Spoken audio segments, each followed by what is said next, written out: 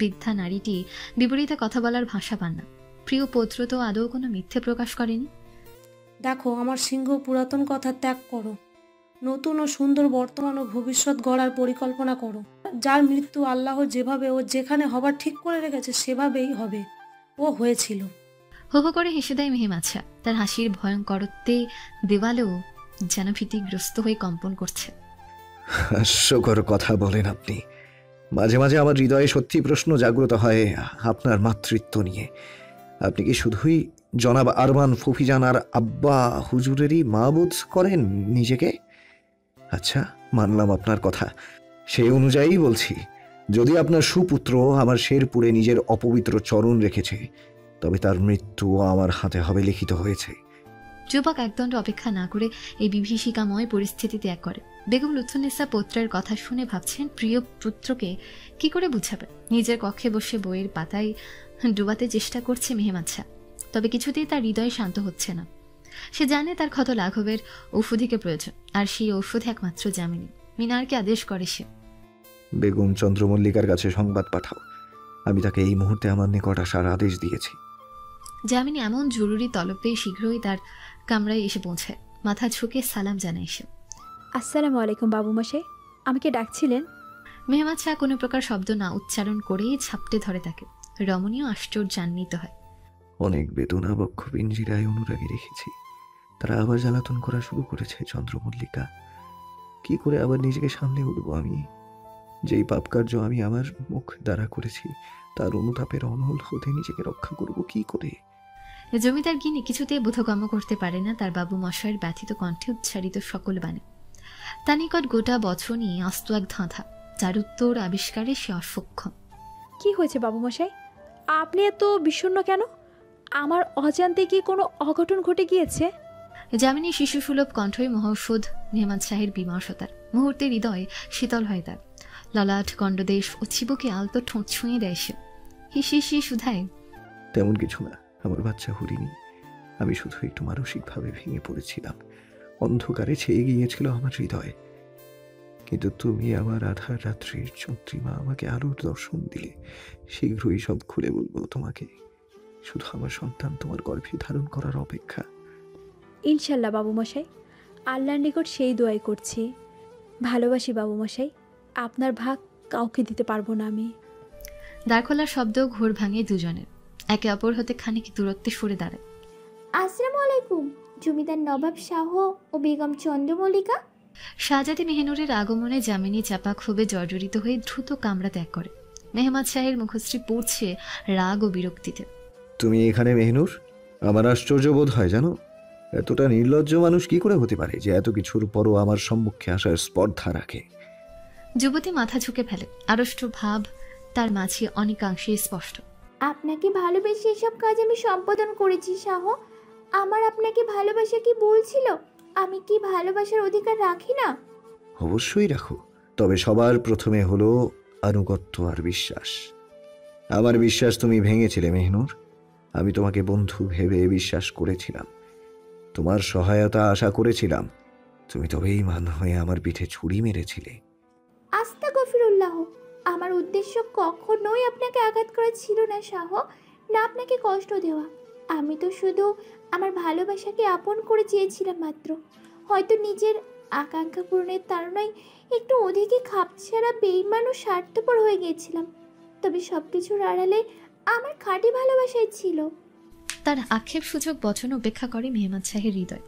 এই নারীর সকল কিছুই এখন কেমন ছলনা লাগে। মনে প্রশ্ন জাগে, তবে যামিনীও কি সত্য লুকিয়ে মিথ্যের দেওয়াল দিয়ে ছলনা করেনি? ভাবে, নারী বলতেই ছলনাময়ী। সবাই নিজের ক্ষমতা ও ভালোবাসাকে নিজের করে রাখতে আধার আলো সকল ধরনের ছলনা করতে সক্ষম। পার্থক্য হলো সেই ছলনায় ক্ষতি সাধনের পরিমাণে। আমি তোমার সাথে এই মুহূর্তে কোনো প্রকার কথা বলতে চাচ্ছি না। আর তুমি তো জ্ঞাতই তোমাকে কি কারণবশত এই নবাব বাড়িতে পুনরায় আনা হয়েছে। তবে মোটেও নিজের হৃদয়ে অহেতুক আশা বা স্বপ্ন সাজিও না। এখন বের হও আমার নজরের সামনে হতে। আমার তোমার চেহারাটাও সহ্য হচ্ছে না। শাহজাদি চোখ তুলে এক দফা আহত দৃষ্টিতে তাকায়, তারপর বড় বড় পা ফেলে চলে যায়। তার হৃদয়ে একের পর এক ছুরি আঘাত করেই যাচ্ছে। শাহজাদে মেহিনুর করাঘাত করে বেগম লুৎফুন্নেসার কামরায়। তিনি তখন কুরআন মাজিদ পাঠরত। কে? আসো কামরায়। রমণী কক্ষে প্রবেশ করে। তিনি খেয়াল করেন নারীটির মুখশ্রীতে না পূর্বের নেই দম্ভ আছে, না আছে কোনো উচ্ছ্বাস। আসসালামু আলাইকুম নানিজান, কেমন আছেন? আছি তো, আল্লাহর রহমতে ভালোই। আসো, বসো, এখানে বসো। শাহজাদি মেঝেতে রাখা পাটিতে বসে। আয়েশা খাতুন মনিবের ইশারা পেয়ে শরবত এগিয়ে দেন। হাতে নিয়ে ঠোঁট ছোঁয়ায় যুবতী। নানিজান, আমাকে ডাকিয়েছিলেন? সংবাদ যেহেতু তোমার কর্ণকুহরে পৌঁছেছে, তাহলে নিশ্চয়ই আমি ডাকিয়েছি। নানি জানে শক্ত কণ্ঠে মাথা নত করে ফেলে পৌত্রী। হুঁবোধক শব্দ নির্গত দুপ ঠোঁটের ফাঁক হতে। তোমাকে কি জন্য এই নবাব বাড়িতে নিমন্ত্রণ পাঠানো হয়েছিল তা সম্পর্কে তুমি জ্ঞাত নাকি নতুন করে বলা প্রয়োজন? জি, আমি জানি।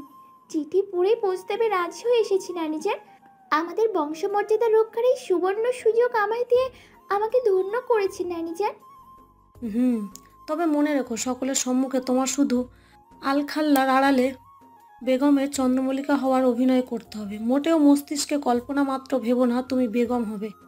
মৃদু মাথা ঝাঁকিয়ে শাহজাহানের যুবতী। দৃষ্টি তার তখনও নত। বেগম লুৎফুন্নেসা আরও বলেন, চন্দ্রমল্লিকা যদি বেগম হওয়ার অযোগ্য হও, তবুও আমি তোমাকে আর শেরপুরের বেগম কল্পনা মাত্রও করি না। তুমি পরিপূর্ণরূপে অযোগ্য। তোমার যে বিষাক্ত রূপ দেখেছি তা ভুলবার নয়। প্রয়োজনে অন্য নারী আসবে আমার সিংহের বেগম হয়ে, তবুও তুমি নও। এখন আমার দৃষ্টির বাইরে চলে যাও কন্যা। শীঘ্রই বিদায় নিয়ে কক্ষ হতে বের হয় মেহিনুর। ঠোঁট কামড়ে কাঁদে সে নীরবে।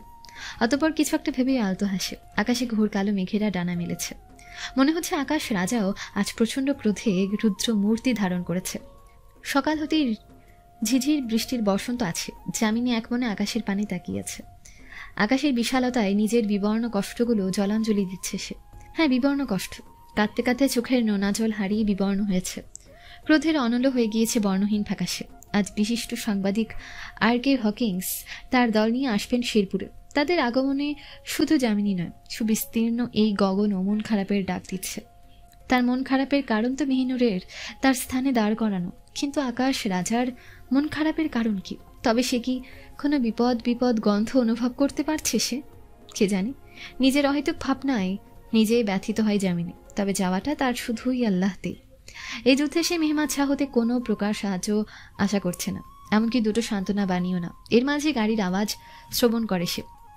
বোরকা হিজাব নিকাব পরে মহলের অপর প্রান্তের বারান্দায় যেয়ে দাঁড়ায়।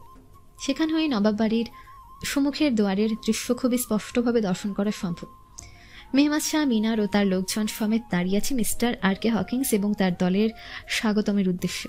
পাশে দাঁড়িয়ে আছে বোরকা পরিহিতা চন্দ্রমল্লিকার বেশধারী শাহজাদি মেহিনুর। গাড়ি হতে নেমে আসেন জনাব আর.কে. হকিংস। পেছনে তার 3 জন সঙ্গী তথা আহিল, মাহিন ও দিনার। 3 জনই নব সাংবাদিক। সাথে ক্যামেরায় ছবি তোলার কাজটা ভালো রপ্ত করে ফেলেছে। Welcome mister Hawkins, hope your journey was enjoyable. আলতো মাথা উপর নিচ করে সম্মুখের যুবকটি। তার মুখে সব সময়কার ন্যায় আজও ফিচেল হাসি। মানুষটার বয়স কত হবে? বড়জোর 36 বা 37। এত কম বয়সে ব্রিটেনের নামধারী সংবাদপত্রের একজন সুনামধন্য তরুণ সাংবাদিক সে। আমার যাত্রা একদম ভালো ছিল জমিদার সাহেব। আমাকে আর.কে. হকিংস ব্রিটিশরা বলে। বাঙালিদের জন্য আরহাম করিম। আরহান বলেই ডাকলেই বরং খুশি হব। জি, আপনার ইচ্ছে আরহান সাহেব। মেহমাদ শাহ মেহিনুরকে ইশারা করে স্বাগতম জানাতে। সেও কাঠপুতুলের ন্যায় আদেশ পালন করে। আসসালামু আলাইকুম আরান বাবু, আশা করি আল্লাহ আপনাকে ভালো রেখেছে। জি, তবে জমিদার সাহেব এই রমণীতে তো চিনতে পারলাম না। আপনি কে জনাবা? মেহিনুর উত্তর দেয়, আমি শেরপুরের বেগম, জমিদার বাবুর স্ত্রী। আমার নাম চন্দ্রমল্লিকা, আমার স্ত্রী বেগম চন্দ্রমল্লিকা। যাকে সকল কথা কি এখানেই শেষ করবেন নাকি? চলুন মহলের অভ্যন্তরে প্রবেশ করা যাক। আপনারা বিশ্রাম নিন, বাকি কথা পরে হবে। তার মুখের কথা কেড়ে নিয়ে বলে যুবক। অতঃপর মহলে প্রবেশ করে সকলে। মালিকের ইশারায় মিনার শহুরে বাবুদের জন্য নির্ধারিত কামরায় তাদের পৌঁছে দেয়। যামিনী 2য় তলার বারান্দা থেকে এই দৃশ্য দেখে যদিও কি বলেছে তা শুনতে পায়নি সে। তাই ভুল ধারণা সৃষ্টি হয় তার যে মেহমানদের জানানো হয়েছে মেহিনুর তার স্ত্রী চন্দ্রমল্লিকা নামক কেউ নয়। ঝরঝরিয়ে কেঁদে দেয় সে সেখানে। যামিনী বিবর্ণ মুখ নিয়ে মেহমাদ শাহের কক্ষে বসে আছে। নয়ন যুগল হতে অবিরাম ধারায় বেয়ে পড়ছে নোনা জল। ঘণ্টাখানেক বাদে দ্বার খুলে প্রবেশ করে মেহমাদ শাহ। যামিনীকে মাথা ঝুঁকে শয্যায় বসে থাকতে দেখে সে কিছুটা অবাক ও আনন্দিতও হয়। সত্যি তো এটাই, তার সারাদিনের ক্লান্তি যে কেটে যায় মানুষটাকে দেখে। আমার চন্দ্রমল্লিকা, তুমি এসেছো। আজ সূর্য হয়তো অন্যদিকে, তাই আজ আমার তলব ব্যতীতই আমার কামরায় এসেছো তুমি। না না, ভুল বলেছি আমি।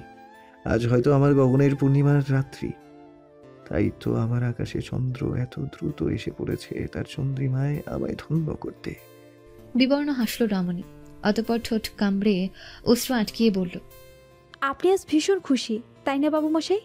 এত হাসি ঠাট্টায় মেতে আছেন, তাতেই বোঝা যাচ্ছে। তোমাকে দেখে আমার হৃদয় শীতল হয়ে যায়। আর কি কারণ হবে? আর কত অভিনয়ের আড়াল করবেন নিজের হৃদয়ের কথা? আপনি তো আজ খুশি হবেনই, নিজের যোগ্য কাউকে নিজের পাশে পেয়েছেন। ডিগ্রিধারী সুশিক্ষিতা, উচ্চবংশীয়, অপরূপ সুন্দরী, একদম 16 আনা পরিপূর্ণ। এতদিনে এই আধারিয়া কন্যা চন্দ্রমল্লিকাকে নিজের স্ত্রী বলতে নিশ্চয়ই জঘন্য এক অনুভূতি বোধ করতেন আপনি। আজ যখন সকলের সম্মুখে বললেন এ আমার স্ত্রী মেহনুর, তখন নিশ্চয়ই তৃপ্তি পেয়েছেন, ভীষণ তৃপ্তি পেয়েছেন। অস্বাভাবিক কিছু নয়। অস্বাভাবিক তো আমার ভাবনা ও চিন্তাধারায় ছিল, যা বাস্তবতা ভুলে বসেছিলাম। তবে এখন বিশ্বাস করুন, পুরোপুরি বোধগম্য হয়েছে সব কিছু। যামিনীর কথায় মুখশ্রী কঠোর হয়ে যায় মেহমাদ শাহের। তার মনে হলো যার জন্য সে নিজের দাদি জানকেও কথা শোনাতে পিছপা হয়নি, সে কি তার নিকটও সঠিক মূল্য পেল? বরং নবাব বলে যেখানে সকলে নজর ঝুঁকিয়ে থাকে, সেখানে তার ভালোবাসার আশ্রয় নিয়ে নারীটি তাকে উপহাস করছে বটে। প্রকৃতপক্ষে সে পূর্ব হতেই ক্ষিপ্ত ছিল রমণীর উপর। তার সামনে প্রতারণা ও মিথ্যার দেয়াল তুলে সত্য আড়াল করায়। এখন আরো অধিক ক্রুদ্ধ হয়। যে সন্দেহ বহু বছর আগেই দূর করেছিল সে, তা পুনরায় তুলে ধরায়। আমার নজরের সীমানা হতে দূরে চলে যাও চন্দ্রমল্লিকা। তোমার এই কর্মের ক্ষমা তুমি কোনো ক্রমেই আমার নিকট পাবে না। অনুভূতির তীব্র মিশ্রণে যামিনী কোনো দিকে না তাকিয়েই দ্বার খুলে ছুটে চলে যায় নিজের কক্ষের দিকে। সে কিছুতেই মেনে নিতে পারছে না এই কঠোর বাবু মশাইকে। সে তো নমনীয় বাবু মশাইয়ের সাথে অভ্যস্ত হয়ে গিয়েছিল। রোহিণীর মন ছটফট করছে সে যা শুনেছে তার জন্য। মূলত যামিনী যাওয়ার পর যেই মুহূর্তে শাহজাদি মেহনুর ও মেহমাদ শাহ কথা বলছিল, সেইখানে কি একটা ভেবে সে পাশের কক্ষে প্রবেশ করেছিল। শাহজাদি মেহনুরের কণ্ঠ পেতেই দেয়ালে কান রাখে সে, প্রায় সকল কথাই শ্রবণ করে। তা জানাতেই তার যামিনীর কামরায় আসা এবং তার জন্য অপেক্ষা করা। গতকাল হতেই যামিনীর সাথে একাকী কথা বলার সুযোগ খুঁজছে সে। তবে জমিদারনি এতটাই অসহায় বোধ করছে যে কারোর সাথে কথোপকথনের ইচ্ছেও ত্যাগ করেছে। দ্বার খুলে প্রবেশ করে যামিনী, দাঁড়িয়ে যায় রোহিণী। আসসালামু আলাইকুম বেগম, আমার আপনাকে কিছু জানানোর ছিল। এখন না রোহিণী, আমি এখন একা থাকতে চাই, পরে এসো। রোহিণী বাণীর বড় ঠাঁই দাঁড়িয়ে থাকে। বিরক্ত হয় যামিনী, ক্ষুব্ধ। খুব জরুরি কথা বেগম, সেদিন আপনি জমিদার বাবুর কামরা হতে বের হওয়ার পর তার আর শাহাদি মেহনুরের আলাপন আমি শুনেছি আড়াল হতে। একশ্বাসে কথাটুকু বলে হাঁপিয়ে যায় কিশোরী। যুবতী জমিদার নিয়ে এক মুহূর্তের জন্য থমকে যায়। তার মনে হলো ডুবন্ত অন্ধকারে যেন এক ফালি আশার আলো পেল। দ্রুত বলো রোহিণী, কি বলতে চাও?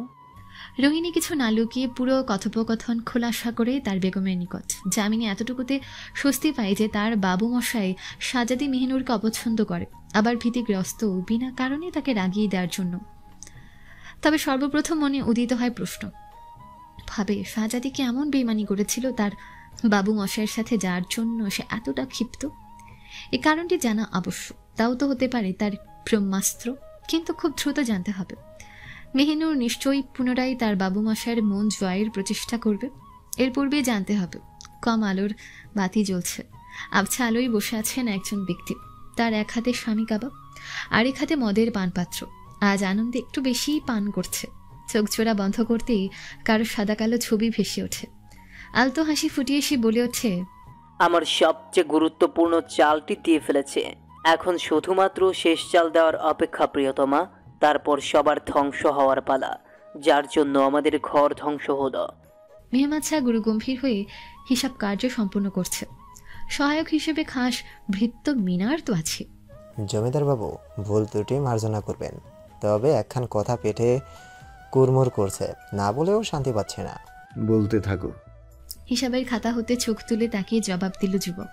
আমার মনে হয়, মানে আমার মন বলছে বেগম চন্দ্রমল্লিকাকে সব খুলে বললে ভালো হতো। মতিভ্রষ্ট হয়েছে তোমার। সবকিছু খুলে বলা কোনো ক্রমেই সম্ভব নয়।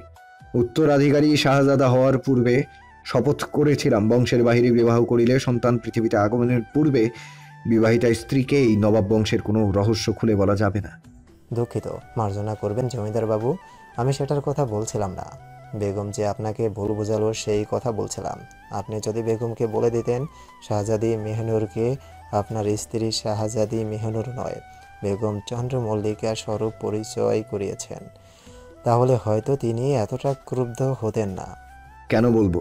সে আমাকে বলেছিল তার গর্ভধারণে সমস্যা হওয়ার কথা। সে বিনা কারণে আমার হতে তথ্য আড়াল করতে পারে, তখন আমিও কারো নিকট বাধ্য নই। জমিদার আমি, জমিদার নবাব মেহমাদ শাহ। যা আপনি বললেন জমিদার বাবু। বোধক ধ্বনি নির্গত হয় যুবকের দেহ হতে, আবারও কাজেই ডুবেছে। হুট করে কিছু একটা মনে পড়তেই মিনারের পানি তাকায়। ভালো চিকিৎসকের খোঁজ করো চন্দ্রমল্লিকার এই সমস্যা নিবারণের জন্য। শহরে না হলে ব্রিটেনে। জনাব হকিংস চলে গেলেই আমাদের যাওয়ার ব্যবস্থা করবে, মানে আরও 3 মাস পর। মুচকি হাসে ফিরত। মানুষটা রন্ধ্রে রন্ধ্রে ছড়িয়ে আছে ওই নারীর উদ্দেশ্যে প্রেমের গন্ধ, যা ছাপিয়ে যায় তার কঠোরতাকেও। যথাজ্ঞা জমিদার বাবু, আপনার স্নান করার সময় হয়েছে, আমি আপনার জন্য হাম্মাম খানা তৈরি করে আসি। ইশারায় তাকে অনুমতি দেয় মেহমাদ শাহ। বিদায় নেয় মিনা। বেগম লুৎফুন্নেসার কামরায় করাঘাত করে শাহজাদি জানাতু। বেগম লুৎফুন্নেসা অনুমতি প্রদান করেন। আসসালামু আলাইকুম আম্মি জান, কি সৌন্দর্য আপনার, আল্লাহ আপনাকে নেক হায়াত দান করুক। আমিন। আমার জান্নাতুল দাঁড়িয়ে আছো কেন? এসে বসো পাশে। অবশ্যই আম্মি জান। নুরানি চেহারা বিশিষ্ট মধ্যবয়স্ক নারীটি শিমুল তুলতুলে গতিতে এসে বসেন। পৃথা আদুরে ভঙ্গিমায় দেখেন নিজের একমাত্র কন্যাকে। বলো আমার জান্নাতুল, আমার আদুরের বিড়াল, আমার হৃদয়ের পক্ষে কি অবস্থা তোমার? ভালো আছো তো তুমি? আলহামদুলিল্লাহ আম্মি জান, আল্লাহ বেশ রেখেছেন। তোমার সাথে এতকাল সাক্ষাৎ তো দূরে থাক, চিঠিও প্রেরণ করিনি তোমার জন্য। আমি জানের উপর কোনো ক্রোধ নেই তো তোমার? আমির কি এখন তোমার সাথে আর কঠোর আচরণ করে? পরিস্থিতির শিকার ছিলেন আপনি আম্মি জান, আমি সে সম্পর্কে জ্ঞান রাখি। আর আলহামদুলিল্লাহ আমি বেঁচে তো আছি, ভালোভাবেই হোক বা খারাপভাবেই হোক। অতীতের কথা বাদ দেন, আমি বস্তুত অন্য কিছু জানতে এসেছি। দ্বিধান্বিত হন বেগম লুৎফুন্নেসা। হাসির সহিত এই প্রশ্ন করেন। অর্থাৎ আমি বোধগম্য করতে পারিনি তোমার কথা। অর্থ অতি সহজ আম্মি জান, আমি চন্দ্রমল্লিকার বিষয়ে কথা বলতে চাই। চন্দ্রমল্লিকা? আপন মনে বিড়বিড়ায় বৃদ্ধা। বোধ করতে পারেন কন্যার কথার সারমর্ম। আম্মি জান, আপনি কোনো খোঁজ নেননি তার? আমার হৃদয় অনুভূতির জোয়ারে যা ব্যক্ত করছে তা আপনার হৃদয় ব্যক্ত করেনি? করেছে, আমার জান্নাতুল করেছে। আমি জানার চেষ্টা করেছিলাম, খোঁজ নিয়েছিলাম চন্দ্রমল্লিকার বিষয়ে, কিন্তু কিছুই জানতে পারিনি তার পিতৃ পরিচয় সম্পর্কে। জানতে পারোনি নাকি নিজেদের পঞ্জীভূত পাপকর্মের ভিত্তিতে খোঁজ নাওনি তার সম্পর্কে ঠিকভাবে? আচ্ছা যাকে, এখন আমি তথা শাহজাদি জান্নাতুন এসে পড়েছি। সবাই সবার যোগ্য স্থান ফিরে পাবে, নিজের বাস্তবতা এবং পরিচয়ও। উত্তর দিলেন না বয়স্ক নারীটি। খুবই সূক্ষ্মভাবে এড়িয়ে গেলেন। রাখো এসব ঝামেলার কথা, নিজের বিষয় জানাও। আম্মি জানকে আমার চাঁদের টুকরো।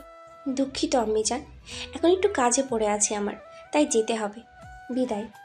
শাই জানালেন বেগম লুৎফুন্নেসা। শাহজাদি জান্নাতুলও আর অপেক্ষা করেন না, নিঃশব্দে কক্ষ ত্যাগ করেন। জনাব আরহানের নিদ্রা ভঙ্গ হয় এক ফালি সোনালি আলো চোখে উপচে পড়ায়। চোখ ডলে ওঠে, বসে সে স্বাগতম জানায় নব এই পরিবেশকে। গতকাল যাত্রার জন্য বেশ ক্লান্ত হয়ে পড়েছিল সে, তাই আর নিজ কামরা হতে বের হয়নি। খাবার দাবার কোনো রকম সেরে রাজ্যের ঘুমে তলিয়ে যায় সে। তবে এখন পড়েছে মহাবিড়ম্বনায়। সকাল সকাল পরিষ্কার হতে গোসলখানায় যাওয়ার প্রয়োজন। তবে কোথায় তা অবস্থিত জানা নেই তার। ব্রিটেনে তার ছোট্ট বাসাটি তার নিকট বিপুল পরিমাণ ভালো মনে হচ্ছে। লাগোয়া গোসলখানাটাকে এখন মনে হচ্ছে বিরাট বড় কোনো সুবিধাজনক কিছু। কামরা হতে বের হতে যেও থেমে যায় সে, ভাবে দেখা যাক যদি কেউ আসে। এখানের বারান্দাতেও ভিন্ন এক ধারা খেয়াল করে যুবক। বারান্দার কোনো দুয়ার নেই বা কক্ষ হতে বারান্দা পৃথককারী কোনো দেয়াল তুলে দেওয়া হয়নি, বরং পাতলা পর্দায় আলাদা করা মাত্র। উন্মুক্ত ও সতেজ বাতাসে শ্বাস গ্রহণ করে চমৎকার এক তৃপ্তি বোধ করে সে। চুমু খায় আকাশপানে তাকিয়ে। হুট করে আশপাশ দেখতে দেখতে চোখ জোড়া স্থির হয় এক কৃষ্ণ বর্ণ রমণীর উপর। যদিও চেহারা সুস্পষ্ট দেখতে পায়। এ বারান্দার শেষ কোণে কোনাকুনি দাঁড়ালে কিছুটা দেখতে পাওয়া যায় অন্দরমহলের বারান্দা। আরহানের চোখ যে পড়ে সেদিকে। যামিনী পুকুর পাড়ে বসে বসে গাছ লাগাচ্ছে। কৃষ্ণচূড়া ও রাধাচূড়া গাছের চারা রোপণ করেছে সে।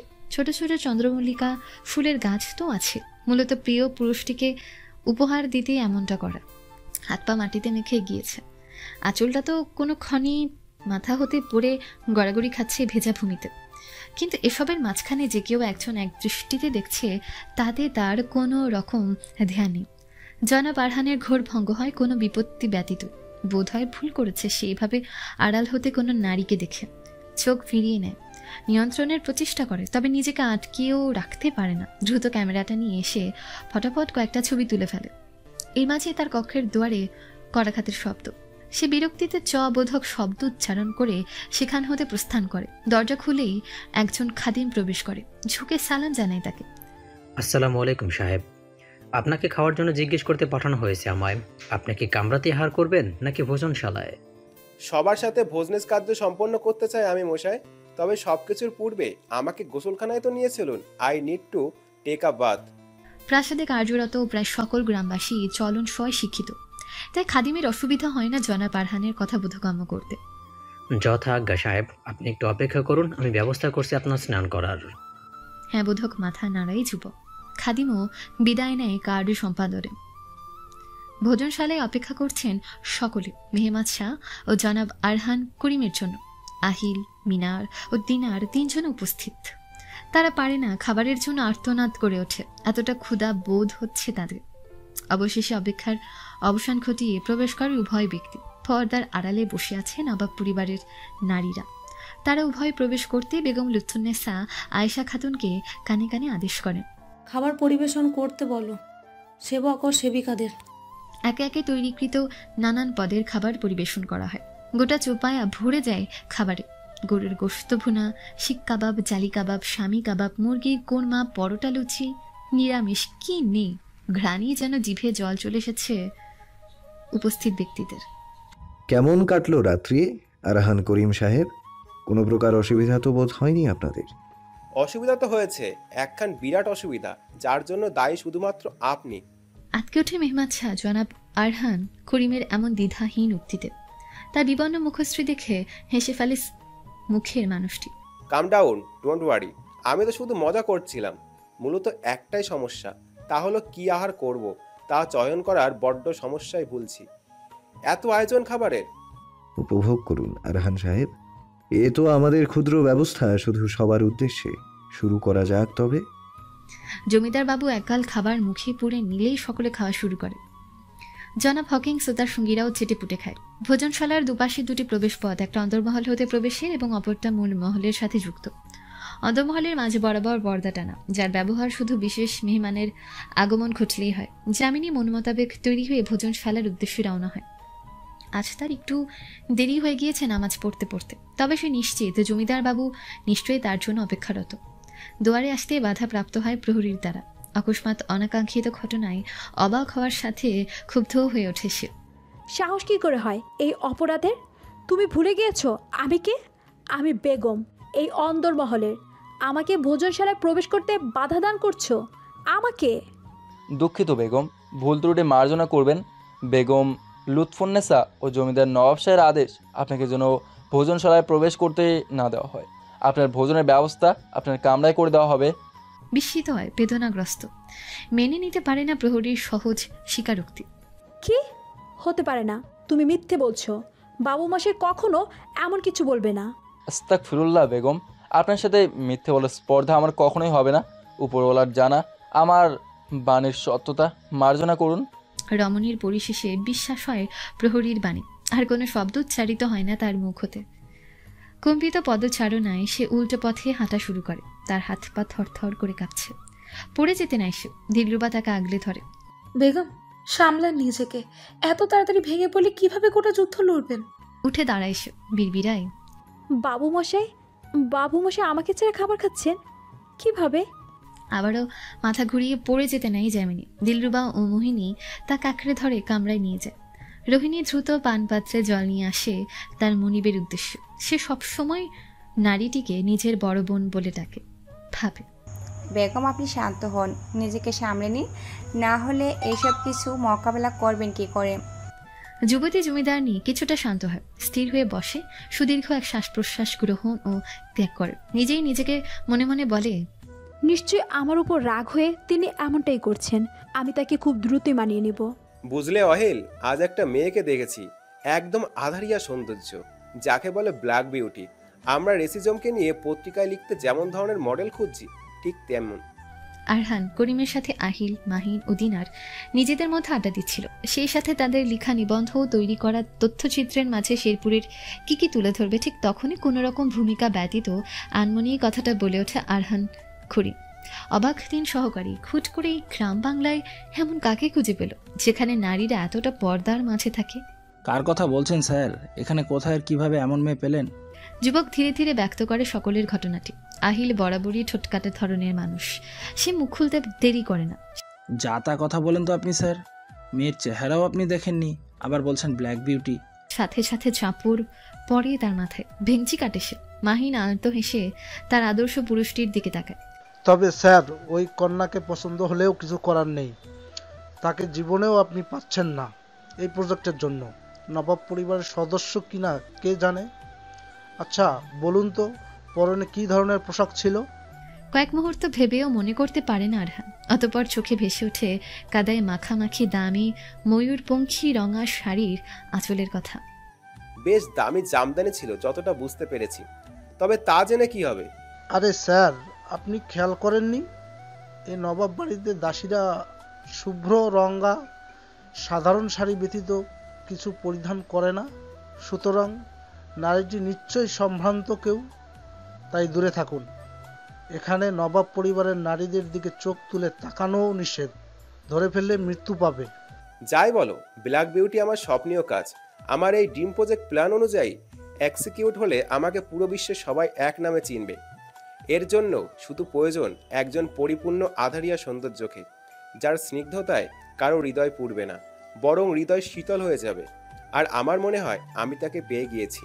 আর আমি তো অন্য কিছু করব না, শুধুমাত্র একটা ভালো ছবি চাই তার। কন্যাটি বেগম চন্দ্রমল্লিকা না হলেই হলো। দীর্ঘশ্বাস ফেলে মাহিন। সে বোধ করতে পারছিল অপরিকল্পিত কিছু হতে চলেছে সামনে। তার ষষ্ঠ ইন্দ্রিয় সর্বদাই একটু অধিক পরিমাণে কার্যকর। তিনজন আবার এই বিষয়টা বাদ দিয়ে পরিকল্পনা করাই লেগেছে। দিনার প্রস্তাব রাখে, আমার মতে যেহেতু আমরা সবাই ক্লান্ত যাত্রার পরে, আমরা তো প্রাসাদটাকে অবস্থান দিতামই আমাদের প্রজেক্টে, তবে কেননা প্রাসাদটাকেই আগে ধরি, এতে আমরা বিশ্রামও করতে পারবো আর কাজও। বিনা কোনো কথায় রাজি হয়ে যায়। তার মাথায় সে কল্পনা করছে আরেক পরিকল্পনা। ভাবে একবার অন্তর্মহলে পরিদর্শনের জন্য ঢুকতে পারলেই মেয়েটাকেও খুঁজে নেবে সে, আর একটা প্রপার ছবি অজান্তেই তুলে নিলেই খেলা শেষ। রাত্রি গভীর। যামিনী যত্নের সহিত চোখে কাজও লেগে নিচ্ছে। সুগন্ধিটাও দেহের বিশেষ বিশেষ অংশে খুব নমনীয়তার সাথে মেখে নিচ্ছে সে। মাশাআল্লাহ বেগম, আজ তো আধার আকাশে ওঠার চাঁদও আপনাকে দর্শন করে লজ্জিত হবে। হয়েছে, আর মিথ্যে তারিফ করা লাগবে না। তার চেয়ে বরং আমাকে গহনা চয়ন করতে সহায়তা করো। এই নীল পাথরটা পরবো নাকি লাল পাথরের? দিলরুবা একটা নিয়ে হাতে তুলে দেয়। যামিনীও খুশি মনে তা পরিধান করে নেয়। রমণী এবার বড় চাদর, হিজাব ও নিকাবে নিজেকে সম্পূর্ণরূপে আড়াল করে মেহমাদ শাহের কামরার দিকে রওনা হয়। জানা অনুযায়ী মিনার দাঁড়িয়ে সেখানে। আসসালামু আলাইকুম বেগম, আল্লাহ আপনাকে সদা সুস্থ রাখুক। ওয়ালাইকুম আসসালাম। বাবু মশাই কি অভ্যন্তরে আছেন?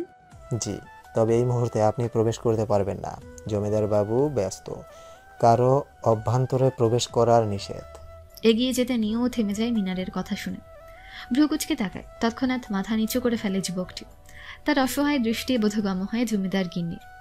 ঠিক আছে, তাকে যেয়ে বলো বেগম চন্দ্রমল্লিকা এসেছেন এবং আপনার সাথে সাক্ষাৎ করতে চান। আমি নিশ্চিত তিনি উপেক্ষা করতে পারবেন না। কিন্তু হাতের ইশারাই তাকে বলতে না দিয়ে থামিয়ে দেয় যামিনী। সুধাই, আমি কোনো কিছু শুনতে চাই না, যতটুকু বলছি ততটুকুই করো। যথাজ্ঞা।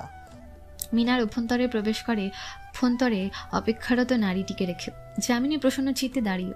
মেহমাদ শাহ বেগম চন্দ্রমল্লিকার বেশধারী সাজাতি মেহিনুরের সাক্ষাৎকার নিচ্ছে, যার শহুরে সাংবাদিক। হুট করে বাধাগ্রস্ত হয় মিনারের আগমন। দুঃখিত জমিদার বাবু, অনুমতি ব্যতীত প্রবেশের জন্য খুব জরুরি কথার প্রয়োজন। যুবক জ্ঞাত তার ভৃত্যের আচরণ সম্পর্কে, তাই বিনা কোনো শর্তে চোখের ইশারায় তাকে কাছে ডাকে। মিনার কানে কানে ফিসফিসিয়ে জানায়, বেগম চন্দ্রমল্লিক এসেছেন, আপনার সাথে সাক্ষাৎ করতে যাচ্ছেন। তাকে জানাও এখন আমি ব্যস্ত, পরে কথা হবে। প্রস্থান করে মিনার। সে দ্বার খুলে বের হওয়ার মুহূর্তে শাহজাদি মেহিনুর সাক্ষাৎকার দিচ্ছিল। যামিনী শ্রবণ গত হয় সেই কণ্ঠ। সে সন্দিহান দৃষ্টিতে তাকায়। মিনার বের হয়, তাকে তার মনিবের বচন জানায়। যামিনী কোনো রূপ প্রতিক্রিয়া দেখায় না, নত চোখে কঠোর কণ্ঠে প্রশ্ন করে, অভ্যন্তরে কি শাহজাদি মেহিনুর আছে? হ্যাঁ, কিন্তু চুপ করো, আমি আর শুনতে চাচ্ছি না। রাগে ক্ষোভে বেদনায় দৌড়ে পালাতে চাই সে, তবে নিজেকে সামলে কোনো রকম ছোট ছোট পায়ে হেঁটে নিজের কামরার দিকে যায়। পথিমধ্যে এক দাসীর মৃদু কণ্ঠ শুনতে পায়, বেগম চন্দ্রমল্লিকা রাজত্বকাল সমাপ্ত হওয়ার পথে, এখন তো জমিদার বাবুর ডানের বাইরে যেথায় দেখি সব স্থানে শাহজাদি মেহিনুর। কামরা প্রবেশ করে, শব্দ করে কেঁদে দেয় সে। তাকে কাঁদতে দেখে এগিয়ে আসে দিলরুবা। কি হয়েছে বেগম? শান্ত হন, মোহিনী জল নিয়ে এসো। জলপান করে যামিনী। দিলরুবার কাঁধে মাথা রেখে শুধায়, বাবু মশাই আমাকে ভুলে গিয়েছে দিলরুবা। আমি গিয়েছিলাম তাকে মারাতে। সে জানায় আমার সাথে সাক্ষাৎ করতে পারবে না ব্যস্ততার কারণে। এই গভীর রাত্রে এক কামরায় একাকী বন্ধ শাহজাদি মেহিনুর। ও বাবু মশাই, ভাবতে আমার গা কাটা দিচ্ছে দিলরুবা।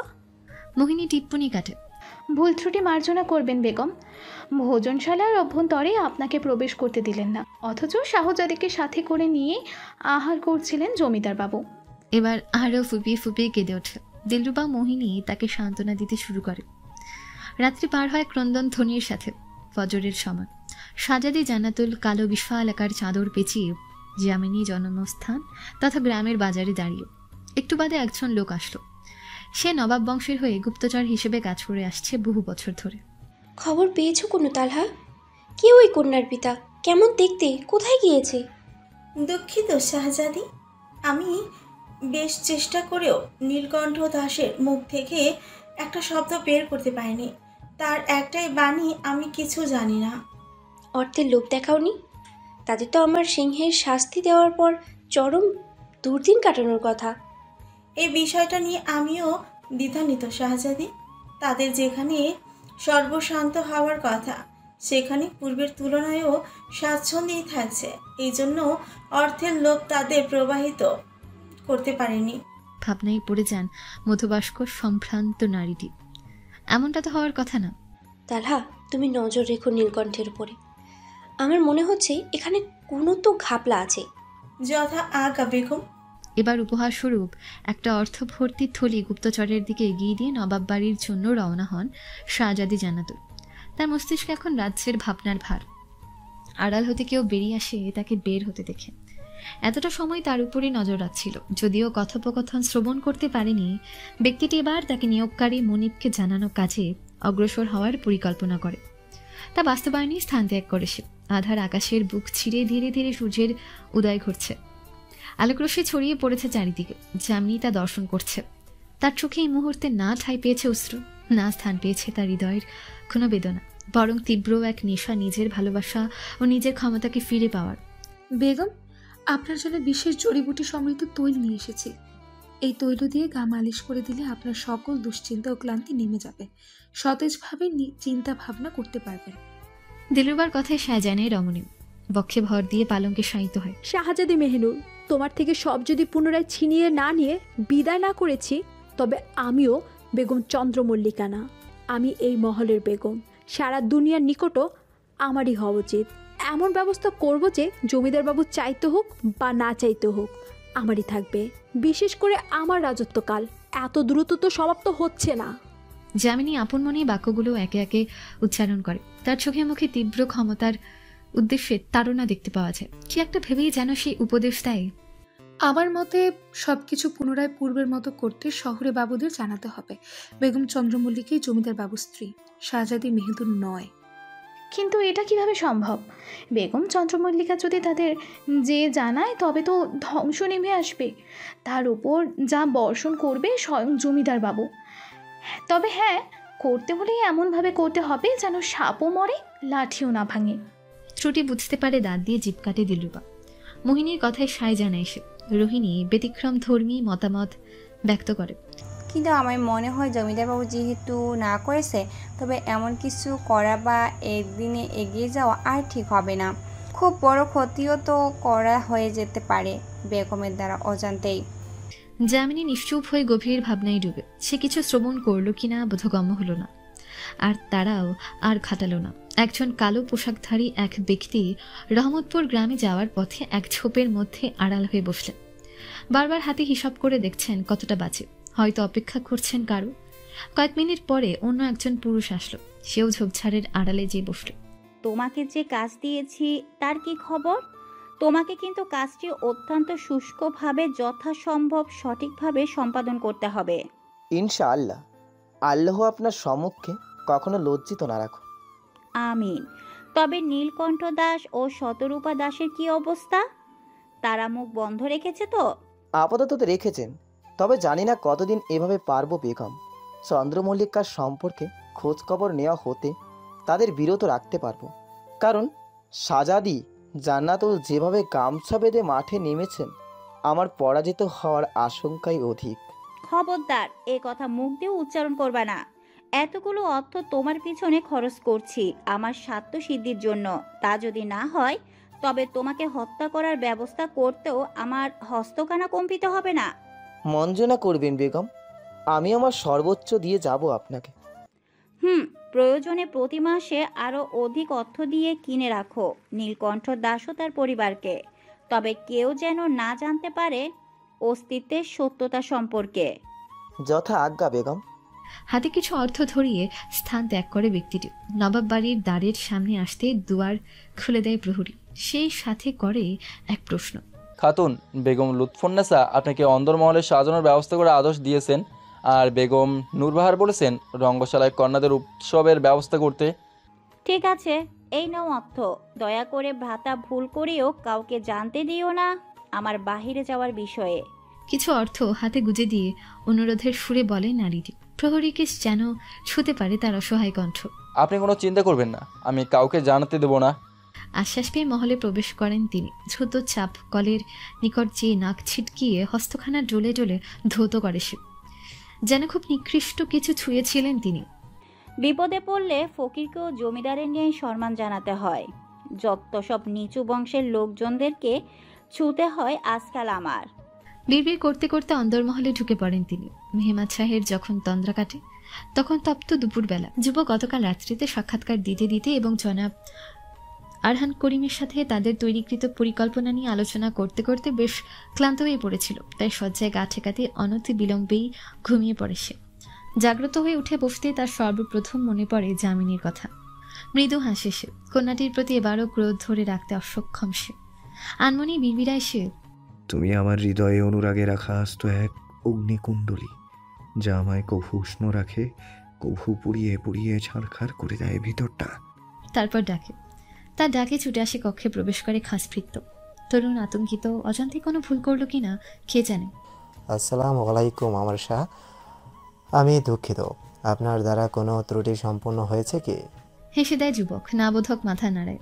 তেমন কিছু নয়, আমি চন্দ্রমল্লিকার সঙ্গে সাক্ষাৎ করতে আসছি। তাকে জানাও তৈরি হতে বলো।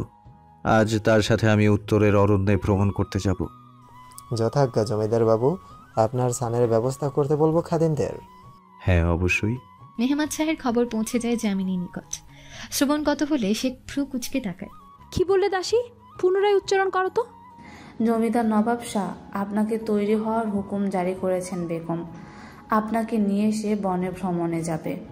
হাসি চলে আসে রমণীর। তার খিলখিল হাসির আলোড়নে আলোড়িত হয় প্রতিটি দেয়াল। নাকে অন্তরালে লুকিয়ে থাকা বেদনার সাক্ষী দেয়ালগুলো কেঁপে কেঁপে কাঁদাচ্ছে কে জানে। দিলরুবা পরিস্থিতি বোধ করতে পেরে দাসীটিকে চলে যাওয়ার আদেশ করে।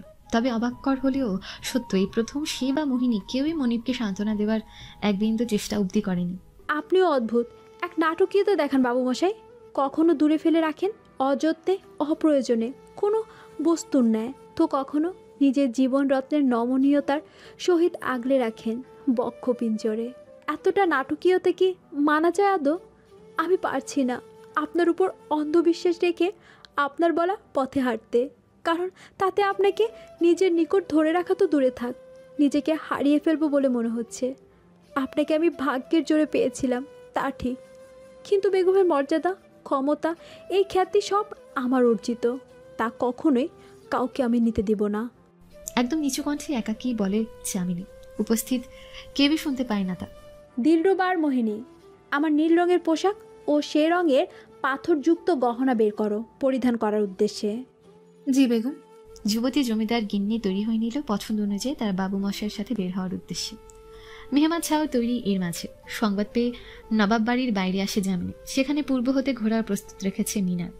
তার প্রিয় পুরুষটিও হাসি মুখে দাঁড়িয়ে। সে আসতেই দুহাত ছড়িয়ে দেয়। যুবতী জড়িয়ে ধরে তাকে, যদিও তার অঙ্গভঙ্গিমার মাঝে আকাশ সম আড়ষ্টতা। যুবক হয়তো তা ধরতে পারে খানিক হলেও। কি হয়েছে আমার সোনামুখী হরিণ, তুমি এমন উদাস কেন? তেমন কিছু নয় বাবুমশাই, এইখানে মাথা ব্যথা। যামিনী স্বীকার না করলেও মেহমান শাহ বোধ করতে পারে তার এমন আচরণের কারণ। তবে সে বিষয়টা আর ঘাটায় না। বর্তমানে তার নিকটে সময়টা উপভোগ করতে পারাই মুখ্য বিষয়। ঠিক আছে আমার চন্দ্রমল্লিকা, তবে চলো উঠা যাক আমাদের বাহনে। দুজন এগিয়ে যায় ঘোড়াটির দিকে। খয়েরি রঙা ঘোড়াটি দেখতে ক্রোধ খানিক মলিন হয় যামিনীর। এই ঘোড়াটির সাথে গত 5 বছরের বহু মোহনীয় স্মৃতি জুড়ে আছে, যেখানে সুখ এবং আনন্দ ব্যতীত কিছুই নেই। এই ঘোড়ায় চড়ে মেহমান শাহ ও সে বন ভ্রমণে যেত। তাকে কখনোই একাকী পৃথক ঘোড়ায় চড়তে দেয়নি পুরুষটি। আজও তার ব্যতিক্রম হয় না। জমিদার সাহেব, জমিদার সাহেব, থামুন। মেহমান শাহ নিজের প্রেয়সীকে ঘোড়ায় চড়তে সহায়তা করেছে। তখনই জনাব আরহান করিমের চেঁচান ও কর্ণকুহরে পৌঁছায়। কাজ থামিয়ে স্থির হয় উভয় ব্যক্তি। আরহান তাদের দিকে দৌড়ে আসছে। এই মুহূর্তে জমিদার দম্পতির এই তরুণকে উটকো ঝামেলা বইকে কিছুই মনে হচ্ছে না। আরহান করিম সাহেব, আপনি এখানে কি করছেন? এই মানে, তা বাদ দিন না, আগে বলুন আপনি কোথায় যাচ্ছেন? রমণীও দেখছি সাথে। আমি একটু বন ভ্রমণ করতে বের হচ্ছি, সন্ধ্যা নামার পূর্বে চলে আসব। আপনার কোনো প্রয়োজন হলে যে কোনো খাদিমকে বলতে পারেন। না না, আমার তো আপনাকেই প্রয়োজন। আজ কষ্ট করে এই পরিকল্পনাটি ত্যাগ করুন। বেগমকে নিয়ে অন্য কোনো দিন বের হবেন। বেগম, আপনি বলেন না জমিদার বাবুকে। যামিনী কিছু বলবে তার পূর্বে মেহমান শাহ বলে ওঠে, না, সে আজ কথা বলতে পারবে না। তার জিভ পুড়ে গিয়েছে গরম চা পান করতে যে। আর আপনি যেহেতু এত করে বলছেন, তবে আপনার কথাই থাক। তার কানের নিকটে ফিসফিস করে, তুমি কোনো কথা বলো না চন্দ্রমল্লিকা, তোমার স্থান ত্যাগ করাই উত্তম। আহত চাহনি রমণীর। এতটাই কি অযোগ্য সে? ক্রোধের অনলে পুড়েছে। হনহন করে চলে যায়। আধার রাত্রি। দুজন ব্যক্তির মিলনায়তন হচ্ছে এক শূন্য কামরায়। আসসালামু আলাইকুম বেগম। আপনার কথা অনুযায়ী দশায় এখন বেগম চন্দ্রমল্লিকার। খুবই সূক্ষ্মভাবে দেয়াল তৈরি করা হয়ে গিয়েছে, আর তার জমিদার বাবুর মাঝে লোহা গরম আছে। এখনই হাতুড়ি মারা মুখ্যম সময়। না, এখনো আমারও সময় বাকি। তাকে আরও ক্রোধের নদে ডুবাতে হবে, অন্ধ করতে হবে ক্রোধে। তবেই না কোনো কিছু না চিন্তা করেই সেই ধ্বংস ডেকে আনবে এই নবাব বংশের। যথা আজ্ঞা বেগম। তবে তুমি সতর্ক থাকবে, তাদের ভুল বুঝাবুঝিতে দেওয়াল যেন কোনো ক্রমেই না ভাঙে। ধীরে ধীরে ক্রোধের বিষ ঢালবে তার কানে। আপনি চিন্তা করবেন না বেগম, আপনাকে অসন্তুষ্ট করার ভুল করব না আমি বা আমরা। রোহিণীর ঘুম আসছিল না বলে সে অন্দরমহলে ঘুরে বেড়াচ্ছিল। ঠিক সে সময় সকল কথোপকথন শুনে ফেলে সে। আরও আতকে ওঠে পরিচিত দুটো কণ্ঠস্বর শুনে। ঝুঁকি নিয়ে দরজার ফাঁকে চোখ রাখতে আরও বিস্মিত। পরিচিত মুখশ্রী যে ভিন্ন রূপ নিয়ে দাঁড়িয়ে পালিয়ে দৌড়ে চলে যেতে নেয় সে। ধপাস করে পড়ে। অবশেষে বিষাক্ত মানুষ দুটিও দর্শন করে ফেলেছে তাকে।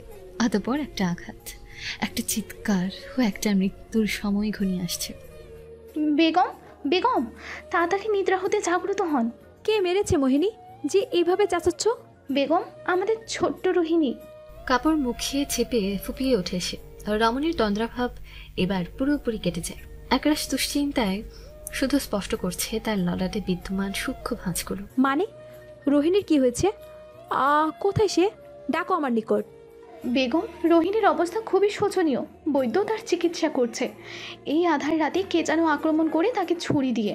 দ্রুত উঠে দাঁড়ায় যামিনী। কি? কোথায় সে? নিয়ে চলো আমাকে। এতটুকু কন্যার প্রতি কার এত ক্ষোভ জমলো? আর কে হবে বেগম? এই অন্দরমহলে আপনার শত্রুদল আর কেই বা আছে?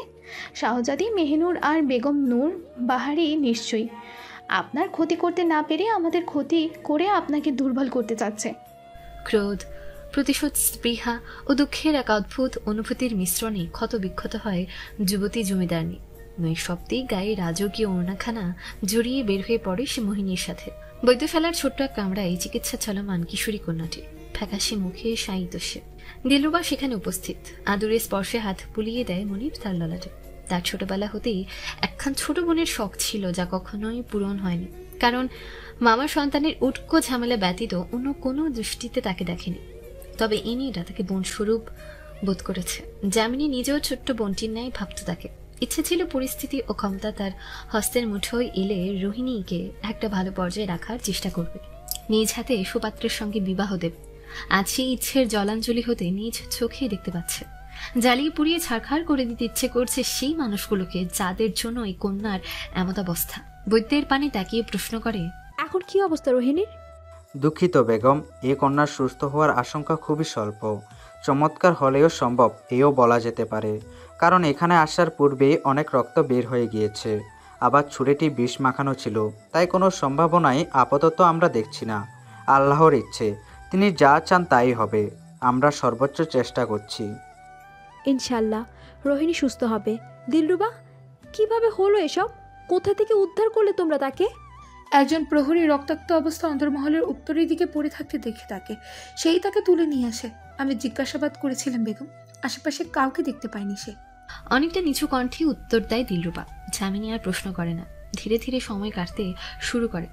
সেই সাথে যেন রোহিণীর জীবন প্রদীপের তৈলও ধীরে ধীরে ফুরিয়ে যাচ্ছে। ফজরের আজান দিতে আর খানিকটা সময় বাকি। সেই মুহূর্তে পিটপিট করে চোখ খুলে তাকায় সে।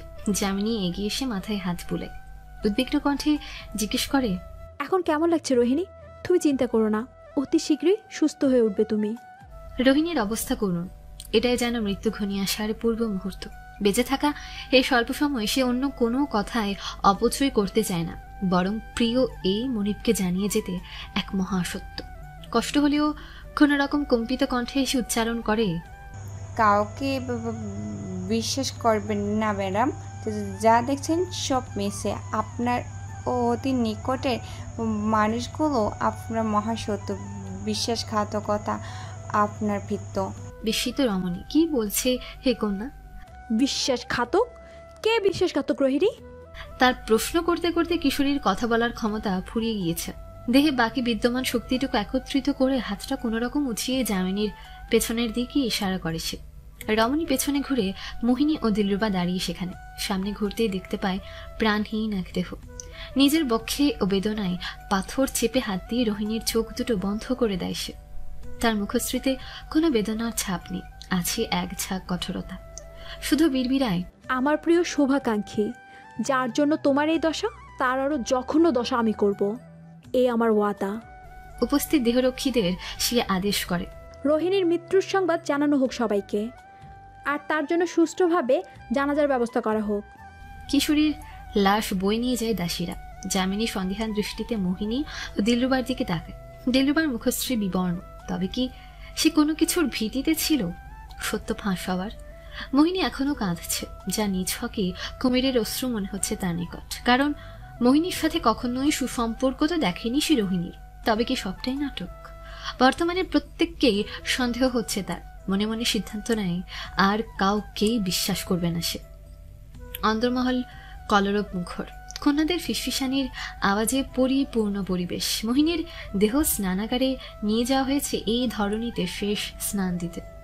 আঙিনায় বেগম লুৎফুন্নেসা, বেগম নূরবাহার, শাহজাদি জান্নাতুন, শাহজাদি মেহনুর সংবাদ সাদা পোশাক পরিধান করে উপস্থিত। হাফেজা সাহেবও এসে পড়েছেন। চুপ করো কন্যারা, মৃত্যু হয়েছে অন্দরমহলে, তোমাদের এত কথা বলার ফুর্তি আসে কোথা থেকে? আল্লাহকে ভীতি করো, আমাদেরও অন্ত হয়তো ঘনিয়ে আসছে আমাদের অজান্তেই। কোরআন শরীফ পাঠ করো, তসবিহ পাঠ করো, আল্লাহর সন্তুষ্টি ও মৃত্যুবরণকারীর আত্মার মাগফিরাতের উদ্দেশ্যে। নেক দিল নিয়ে আল্লাহর কাছে দোয়া করবে তার জন্য। আল্লাহ মহান, নিশ্চয়ই এত মানুষের দোয়া উপেক্ষা করবে না। বেগম লুৎফুন্নেসার চেঁচানোতে নিস্তব্ধ হয় গোটা পরিবেশ। প্রবেশ করে যামিনী, তার পরনে কালো রঙের পোশাক। অবাক হন সকলে। দাদিজান বলে ওঠেন, আমি জানি তুমি অনেক শোকাহত চন্দ্রমল্লিকা, তবে পোশাকের বিষয়তে একটু খেয়াল রাখবে। কারো মৃত্যুতে নবাব বাড়িতে শুভ্র রঙের পোশাক পরিধান করে, কারণ শুভ্র পবিত্রতা, ভালোবাসা, শান্তি ও অকপটতার প্রতীক। কালো অন্ধকার মন্দ কপটতা ধারণ করে। হেসে যায় যামিনী। বেগম লুৎফুন্নেসা সহ সকলেই অবাক। প্রায় তারা সকলেই জ্ঞাত রোহিণীর সাথে এই যুবতীর সুমধুর সম্পর্কের বিষয়। তার এমন উদাসীন আচরণ মেনে নিতে কষ্ট হচ্ছে। দুঃখিত, তবে মৃত্যুটা তো আর শুভ্র ছিল কপটতার দরুন, অন্যায়ের প্রতীক। হত্যা করা হয়েছে তাকে, প্রাকৃতিকভাবে মরেননি সে। আমার প্রতি কারো ক্ষোভের শিকার সে। শেষ বাক্যটা সূক্ষ্মভাবে শাহজাদি মেহনুরের দিকে তাকিয়ে উচ্চারণ করে। সেই সাথে অলক্ষ্যই তার কপল ভিজে যায় আঁখি জলে। উপস্থিত 4 জন ক্ষমতাধারী নারী বুঝতে পারে তার কথার প্রকৃত অর্থ। তারা ব্যক্ত করতে চায় এই কাজে তাদের হস্তক্ষেপ নেই, তবু বিশ্বাসের খাতায় তাদের নাম নেই ভেবেই নিশ্চুপ। হাফিজা কোরআন শরীফ পাঠ করতে শুরু করে। যামিনীও কোরআন শরীফ নিয়ে বসে। একটু বাদে রোহিণীর খাটিয়া এনে রাখা হয় মাঝখানে। সবাই শেষ দর্শন করতে এগিয়ে যায় একে একে। নিয়ম অনুযায়ী প্রথমে বেগম লুৎফুন্নেসা যান, তারপর শাহজাদি জান্নাতুল ও বেগম নূরবাহার। রমণী প্রিয় ব্যক্তিটির প্রাণহীন দেহ দেখে আর সহ্য করতে পারে না, চিৎকার করে কেঁদে দেয়। এই প্রথম সে স্বজন হারানোর ব্যথা অনুভব করছে, কারণ জন্ম হতেই তো এতিম সে। এরপর আর তেমন কোনো স্বজন হয়নি জীবদ্দশায় যার মৃত্যু হয়েছে। আল্লাহ তোমায় জান্নাত নসিব করুক রোহিণী। আর তুমি একদম চিন্তা করো না, যাদের জন্য তোমার জীবন কোরবানি দিয়েছ আমার হয়ে, তাদের মৃত্যু হতে ভয়ঙ্কর শাস্তি দেবে এই চন্দ্রমল্লিকা। তার বজ্রকণ্ঠ শিহরিত করে প্রত্যেককে। দাফন করার উদ্দেশ্যে কবরস্থানে নিয়ে যাওয়া হচ্ছে খাটিয়া। যামিনী আরো শব্দ করে কেঁদে দেয়। মোর্শেদা খাতুন এগিয়ে আসেন তার দিকে।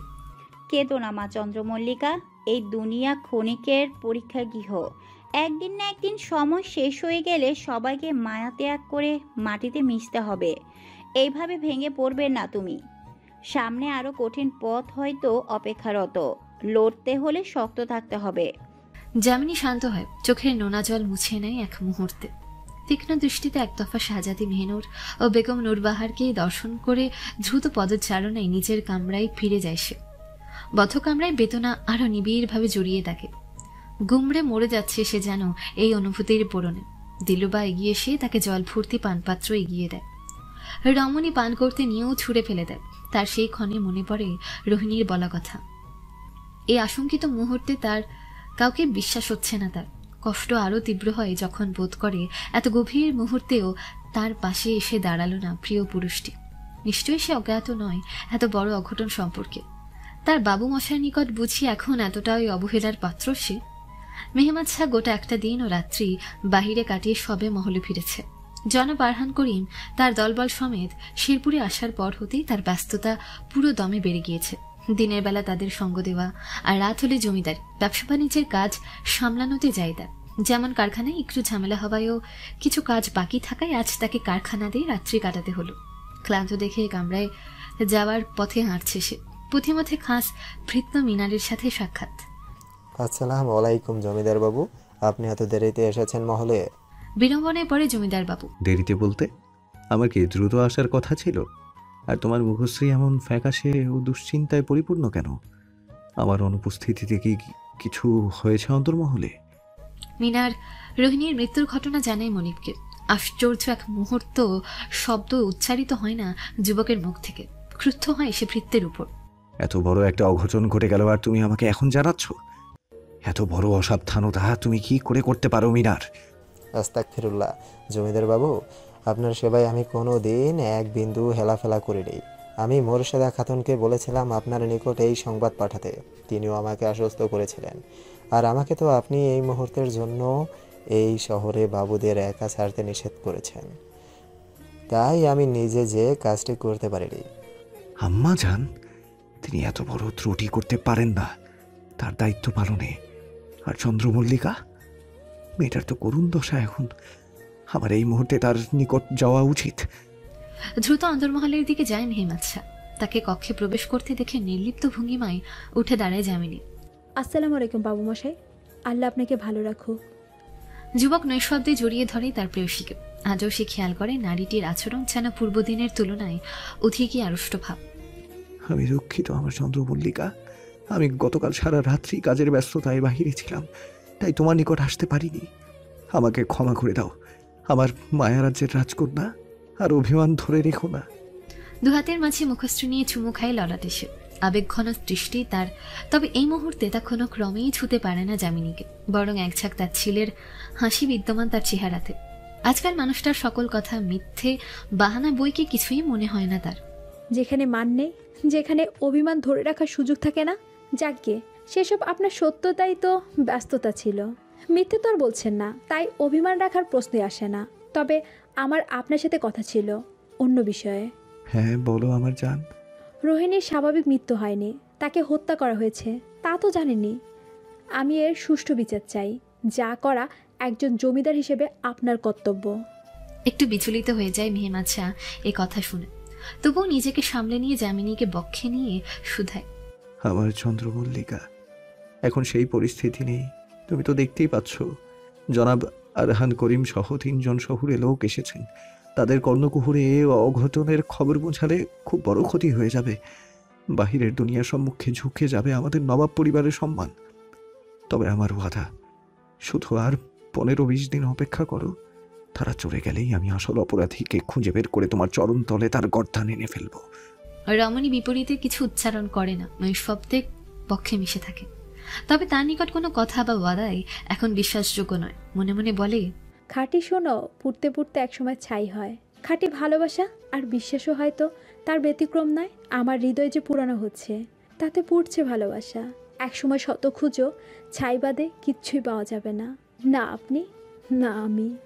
দরজায় কড়াঘাতের শব্দে ভাবনার সুতো কাটে দম্পতি। অনুমতি প্রদান করে মেহেমাচ্ছা কামরায় প্রবেশে।